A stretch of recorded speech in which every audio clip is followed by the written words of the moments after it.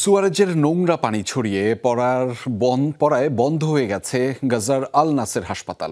কর্তৃপক্ষ জানিয়েছে ড্রেনের নোংরা পানিতে সয়লাব হয়ে গেছে জরুরি বিভাগ সহ হাসপাতাল চত্বর। ওষুধসহ চিকিৎসা সরঞ্জামের সংকটের মধ্যেই হাসপাতালটিতে ময়লা পানি ছড়িয়ে পড়ায় বিভিন্ন রোগ সংক্রমণের ঝুঁকিতে পড়েছেন সেখানে সেবা নিতে আসা আহতরা। নতুন ব্লেন্ডে আরো রিচ অ্যারোমায় সেলন ফ্যামিলি ব্লেন্ড টে।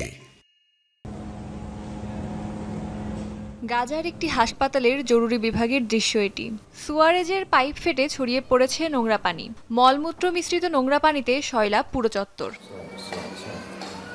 ইসরায়েলি তাণ্ডবে ধ্বংস হয়েছে গাজার বেশিরভাগ হাসপাতাল। হাতে গোনা যে দু একটিতে কোনো রকমের চিকিৎসা দেওয়া হচ্ছে, তার মধ্যে অন্যতম আল নাসের হাসপাতাল। তবে সম্প্রতি হাসপাতালটির সুয়ারেজ লাইনে সমস্যা দেখা দেয়। এরপর থেকেই নোংরা পানিতে ভেসে যায় হাসপাতাল চত্বর।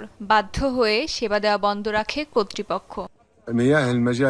হাসপাতালের জরুরি বিভাগে প্রতিদিন বহু রোগী ভর্তি হন, কিন্তু এই নোংরা পানির কারণে এটি এখন সম্পূর্ণরূপে বন্ধ। গাজার পয় নিষ্কাশন ব্যবস্থা নিয়ন্ত্রণ করা হয় ইসরায়েল থেকে। ফলে তেল আবিবের সাথে সমন্বয় করা ছাড়া সম্ভব নয় এই সংকটের সমাধান। একদিকে চিকিৎসা সরঞ্জাম এবং ওষুধের সংকটের কারণে বিনা চিকিৎসায় ধুকে ধুকে মারা যাচ্ছে আহতরা।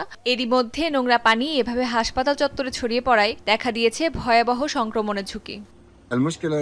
সমস্যাটি নাসের মেডিকেল কমপ্লেক্সের ভেতরে নয়, সমস্যাটি বাইরের। এটি রেড এরিয়া নামে পরিচিত একটি এলাকার। ইসরায়েলের সাথে সমন্বয় ছাড়া সেখানে পৌঁছানো যাবে না। কর্তৃপক্ষ সমাধানের জন্য আমাদের অপেক্ষা করতে বলেছে। এদিকে বিষয়টি খতিয়ে দেখার কথা জানিয়েছে ইসরায়েলি কর্তৃপক্ষ। অস্মিতা বিশ্বাস, যমুনা নিউজ।